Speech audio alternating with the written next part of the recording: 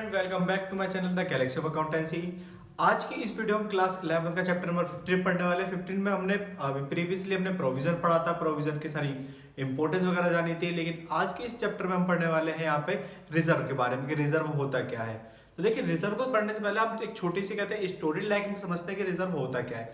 देखिए, जब भी कहते हैं आपके घर में कभी भी इनकम आती होगी, तो जब भी इनकम आती है तो उसमें से कुछ पैसा पहले से ही सेव करके रख दिया जाता है। लेकिन वो सेव किस लिए रखा जाता है? वो सेव करा जाता है फ्यूचर के लिए। क्योंकि अगर फ्यूचर में कुछ भी कहते हैं हालात बेकार होते हैं, तो उन बेकार हालातों में वहां से उस कहते हैं सेविंग्स में से पैसा निकाल कर यूज कर लिया जाए।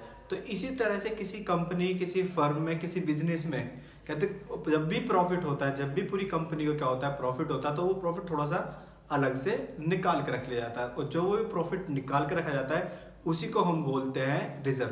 तो इसका मतलब जो प्रॉफिट कहते हैं रिजर्व है, वो प्रॉफिट का ही क्या है, एक भाग है। तो यहाँ पे हम इसे ठीक से समझेंगे एक थ्योरिकल बेस पे।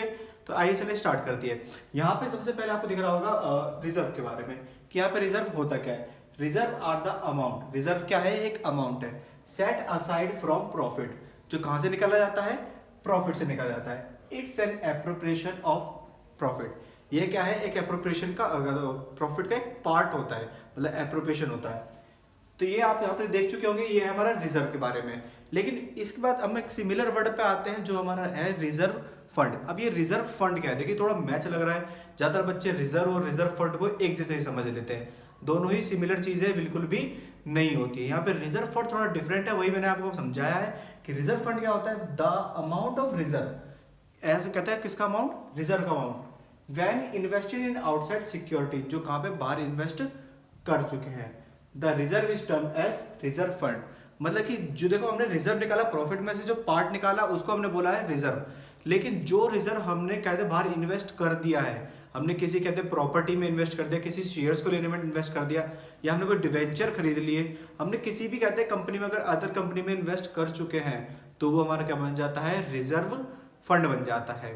तो यहां तक ये हमारी बात थी किसके लेकर, रिजर्व को लेकर और रिजर्व फंड को लेकर। यहाँ पे आप इन दोनों में कहते डिफरेंस समझ चुके होंगे कि जब प्रॉफिट में से भाग निकाला जाता है तो वो रिजर्व कहलाएगा, और जब उस भाग को कहीं पे इन्वेस्ट किया जाता है तो वो क्या बन जाता है, रिजर्व फंड बन जाता है।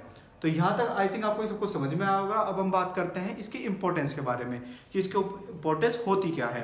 तो यहाँ पे देखेंगे इंपॉर्टेंस ऑफ रिजर्व। रिजर्व की इंपॉर्टेंस क्या है, सबसे पहला इंपॉर्टेंस है एक्सपेंशन ऑफ बिजनेस। कहते हैं आपका जो बिजनेस है उसको बढ़ाने में ये सहायता करता है, क्योंकि देखिए कुछ पैसा पहले से सेव होकर रख जाता है।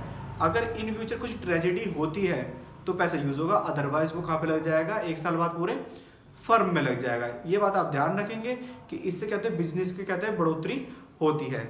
सेकंड पॉइंट है इसमें इंप्रूवमेंट ऑफ फाइनेंशियल पोजीशन। इसका मतलब जो आपकी फाइनेंशियल पोजीशन है वो तो स्ट्रांग बनती है, उससे कहते हैं उसमें इंप्रूवमेंट होता है, क्योंकि आपके पास रिजर्व में पहले से पैसा काफी पड़ा होता है अगर कोई ट्रेजेडी ना हो तो।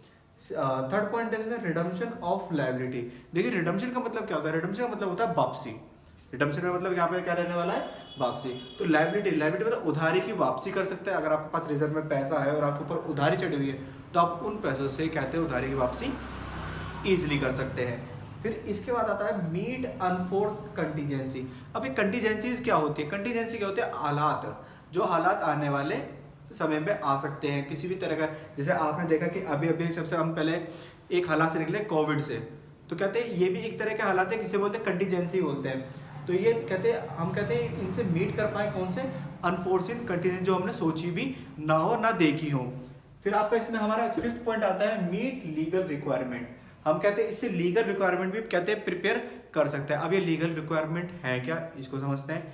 लीगल रिक्वायरमेंट का मतलब है कि हम जब भी कहते हैं डिवेंचर बेचते हैं तो उसके लिए हमें बनाना पड़ता है डिवेंचर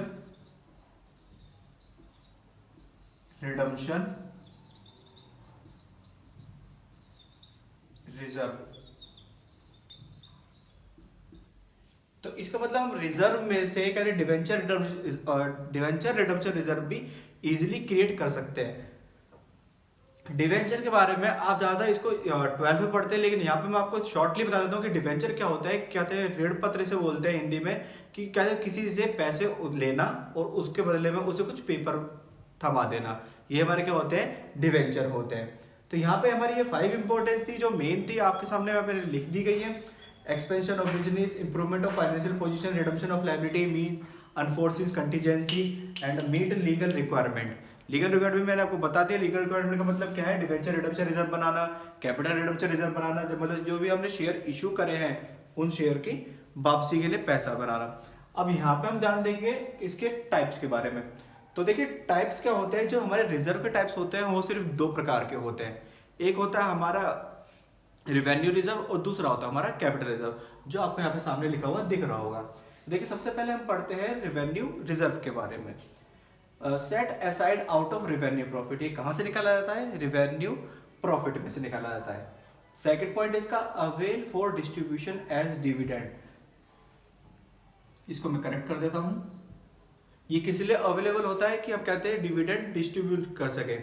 तो हमारे यहाँ पे देख चुके हैं कि रिवेन्यू रिजर्व क्या है, जो रिवेन्यू प्रॉफिट में से निकाला जाता है, रिवेन्यू प्रॉफिट के लिए निकाला जाता है। और दूसरा पॉइंट क्या है, ये किसके लिए अवेलेबल होता है, कहते हैं डिविडेंड के डिस्ट्रीब्यूशन के लिए। यहीं पे हम बात करते हैं हमारे कैपिटल रिजर्व के बारे में। कैपिटल रिजर्व क्या होता है, aside out of capital profit, ये किस लिए निकाला जाता है, कहां से निकाला जाता है, कैपिटल प्रॉफिट में से।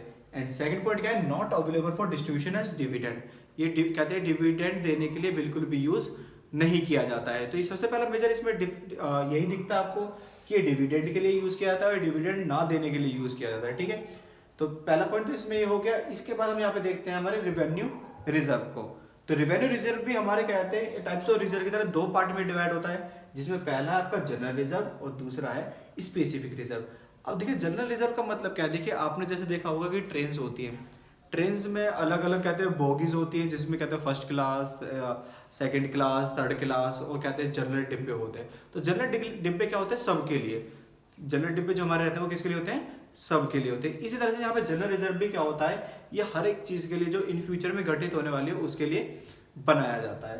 तो जनरल रिजर्व क्या है, किस लिए बनाया जाता है, फ्यूचर कंटीजेंसी के लिए, मतलब फ्यूचर में अगर कोई भी हालात खराब होते हैं तो उसके लिए। और दूसरा एक्सपेंशन ऑफ बिजनेस, बिजनेस को एक्सपेंड करने के लिए।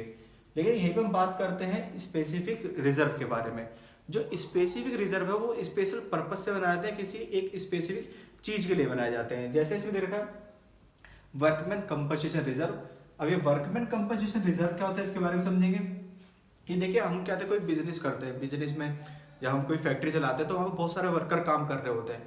अब उनकी जो सुरक्षा की जिम्मेदारी है वो भी किसकी होनी चाहिए, जो प्रोपराइटर होता है, जो ऑनर होता है, उसकी होनी चाहिए। तो प्रोपराइटर उनके लिए क्या करता है, थोड़ा थोड़ा पैसा अलग से निकालता रहता है कि अगर मेरे वर्कर को इन फ्यूचर कुछ भी तरह की हानि पहुंचती है तो उस हानि को वो कहाँ से प्रिपेयर कर सके, वर्कमैन कंपनसेशन रिजर्व से कर सके। वही हमारा क्या होता है, वर्कमैन कंपनसेशन रिजर्व कहलाता है, जहां से कहते हैं वर्कर के लिए पैसा निकाला जाता है। अब आता है investment fluctuation reserve. Investment fluctuation reserve का मतलब क्या है, देखिए हम कभी भी इन्वेस्टमेंट करते हैं तो इन्वेस्टमेंट की वैल्यू कभी बढ़ती भी है तो कभी घटती भी है। तो जब इन्वेस्टमेंट की वैल्यू बढ़ रही है तब तो कंपनी को कोई भी दिक्कत नहीं है, बिजनेस को कोई भी दिक्कत नहीं है।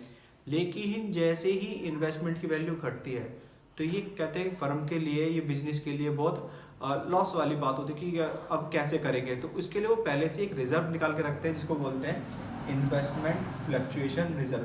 कि मतलब इन्वेस्टमेंट करने के बाद कहते हैं जो कहते कंपनीज होती हैं और बिजनेस होते हैं वो पहले से रेडी रखते हैं कि अगर कहते इन्वेस्टमेंट थोड़ी कम होती है तो उसे वापसी कहते उसमें कर सके, उसकी मेन वैल्यू में लेकर आ सके। तो ये था हमारा कहते हैं रेवेन्यू रिजर्व के पार्ट में जनरल रिजर्व और स्पेसिफिक रिजर्व। लेकिन अब बात करते हैं हम कैपिटल रिजर्व के बारे में, जिसके एग्जांपल आपको यहाँ पे सामने देखने को मिल रहे होंगे। Premium on issue of share and debenture, कि जो हम शेयर इशू करते हैं और जो डिवेंचर इशू करते हैं तो जब उसको कहते हैं वापसी देते हैं तो उसमें प्रीमियम भी हमें कहते हैं कभी बार देना पड़ता है अगर हमने बोला है तो उसके लिए यूज करते हैं हम कैपिटल रिजर्व को। दूसरा पॉइंट क्या दे रखा है इसमें, प्रॉफिट या gain on sale of fix asset. जब भी कहते हैं हम कहते हैं फिक्स असेट सेल करते हैं तो उसमें जो प्रॉफिट या गेन होता है तो वो भी कहाँ ट्रांसफर किया जाता है, हमारा कैपिटल रिजर्व में दिया जाता है। और यहाँ पे ये प्रीमियम भी यही ध्यान रखेंगे कि इशू कहते हैं इशू करते टाइम जो प्रीमियम आता है वो भी हम यहाँ पे इन्वॉल्व कर देते हैं। तो आप इसे यहाँ पे आराम से नोट कर सकते हैं। सो आई होप सो स्टूडेंट आपको कुछ समझ में आया होगा। अगर आपको सब कुछ समझ में आता है इस वीडियो को लाइक करें, शेयर करें, और अगर आपको इसमें कुछ डाउट है तो आप कमेंट करके मुझसे पूछ सकते हैं, या फिर कोई भी प्रीवियस वीडियो में आपको कोई डाउट है तो आप उसमें कमेंट करके मुझसे पूछ सकते हैं। और अगर आप इस चैनल पर नए हैं तो इस चैनल को सब्सक्राइब जरूर करें। धन्यवाद।